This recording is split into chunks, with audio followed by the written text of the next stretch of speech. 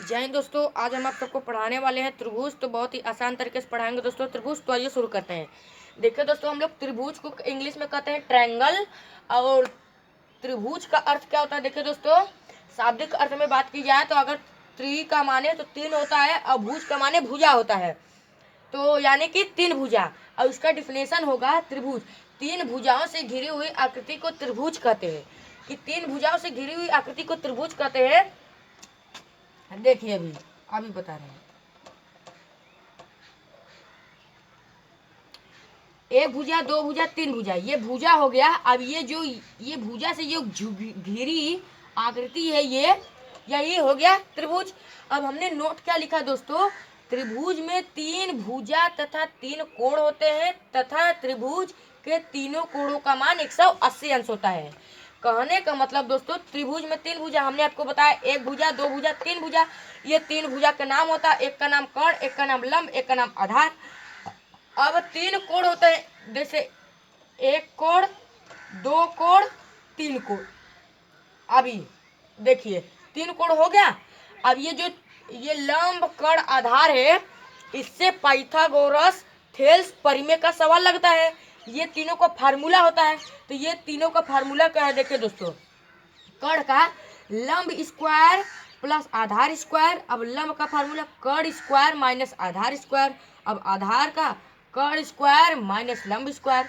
अब हमने नोट क्या लिखा? तीन ठो नोट लिखा। देखिए दोस्तों, कर्ण का मान हमेशा निश्चित रहता है, यानी कहने का मतलब ये जो कर्ण है इसका मान हमेशा निश्चित रहता है, बदलता नहीं। अब ये जो नोट दूसरा, त्रिभुज में समकोण के सामने वाली भुजा कर्ण होती है। कहने का मतलब त्रिभुज समकोण कैसे होता है? देखिए दोस्तों, दो रेखा के बीच बनने वाली कोण को समकोण कहते हैं। और ये एक रेखा, ये दो रेखा, ये इसके बीच जो कोण बना ये कोण समकोण कहलाएगा। और ये 90 अंश का होता है दोस्तों। समकोण कितने अंश का होता है? 90 अंश का। तो यहाँ देखिए दो रेखा के बीच हमने बनाया एक कोण, ये 90 अंश का हो गया, समकोण हो गया। अब अब इसके सामने वाली जो रेखा है कर्ण हो गया, वही यहाँ पर लिखा है। और नोट कीजिए, त्रिभुज में कोण के सामने वाली भुजा आधार होता है। तो देखिए ये कोण हो गया, ये कोण हो गया, मान लीजिए ये समकोण, ये कोण। अब देखिए, अब कोण के सामने वाली भुजा, हमने कहा ना कोण के सामने वाली, तो ये कोण, ये इसके सामने वाली भुजा, ये भुजा होगी इसके सामने, तो ये आधार हो गया।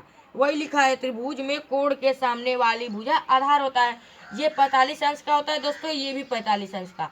45 45 90 90 90 180 अंश, त्रिभुज 180 अंश का होता है। अब देखिए दोस्तों, ये था नोट इसलिए बनाए थे कि जैसे पूछ लिया हम कि कैसे जाने, कैसे मान ले ये कर्ण है, ये आधार है, ये लंब है, इसलिए हमने नोट में आपको समझा दिया। आशा करता हूँ दोस्तों आपको ये समझ में आ गया होगा। और हाँ, त्रिभुज पूरा भी खत्म नहीं हुआ है दोस्तों। अभी आगे हम नेक्स्ट वीडियो में बताएंगे त्रिभुज के बारे में और संबंधित बातें। और त्रिभुज भुजा के आधार पर तीन प्रकार की होती है, हम नेक्स्ट वीडियो में जानेंगे। आशा करता हूँ दोस्तों आपको ये समझ में आया होगा। अगर दोस्तों आपको वीडियो अच्छी लगी हो तो लाइक एंड सब्सक्राइब जरूर करें। सब्सक्राइब करने के लिए धन्यवाद।